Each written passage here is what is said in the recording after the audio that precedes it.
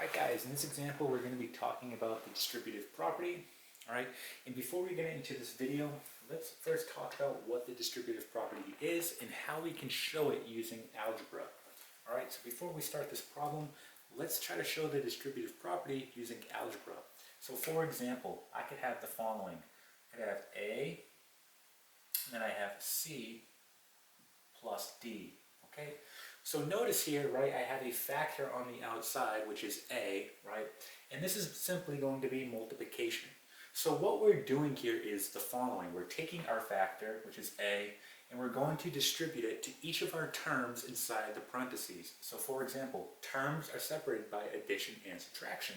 So I take my factor here, A, and I distribute it to each of my terms inside the parentheses, right? And when you do that, you're going to get the following. We get A, C, right, plus A, D, right? And that is essentially the distributive property, okay? Now, let's go ahead and try on our first example here. So we have the following. We have 3, and then we have times, in parentheses, 6 plus 3.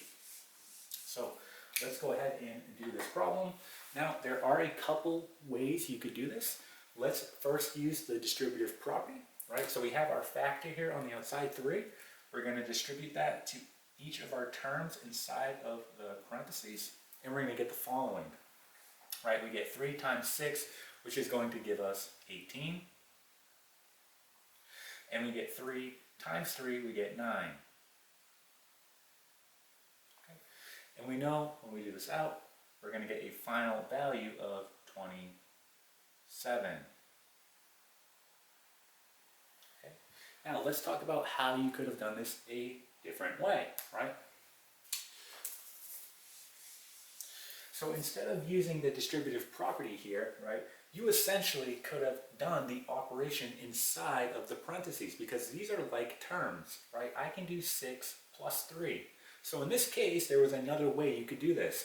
If I did 6 plus 3 first, right, I'm going to get the following. I get 3, then times, well, 6 plus 3 is 9, and we know 3 times 9 is 27, right? So there are essentially 2 different ways you could have done this problem. Now this won't always be the case because sometimes you will not have like terms here and you can't combine, and you'll have to rely on the distributive property. Okay, so let's try another example. So we have 4, and then in parentheses we have x minus 7. So again, I have my factor on the outside, which is 4, right, and we're multiplying. Notice inside the parentheses, these are not like terms, meaning I cannot combine them, right? So I'm going to go right into the distributive property. So I'm doing 4 times x, right, and then 4 times a negative 7, right? It's going to each of my terms. So 4 times x is 4x. And 4 times a negative 7 is going to give you negative 28. Right? And this is your final answer, right? We cannot combine these. These are not like terms, right? So this is complete. All right, let's try one more example. And we'll have 3, and then we'll have 6 minus x minus 5. Okay?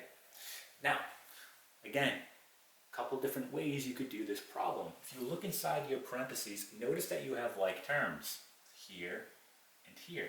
So a 6 and a negative 5, when you combine that, that's simply going to be 1. So let's do that out. We get 3, and we said 6 and a negative 5 make 1, and then minus x. Notice here now, these are not like terms. I can't combine them. We're going to go ahead and distribute our factor right to each of our terms inside. So 3 times 1.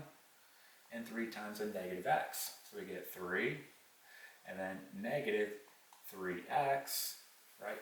Now you want to make sure you write this in the correct form. You want to have your constant at the end. So just rearranging this, we'll have negative 3x plus 3. Right? And that is going to be your final answer here. Okay, let's talk about how you could have done this a different way, and that will be it. So let's erase this. And let's say you just went right into it and you did the distributive property right off the bat.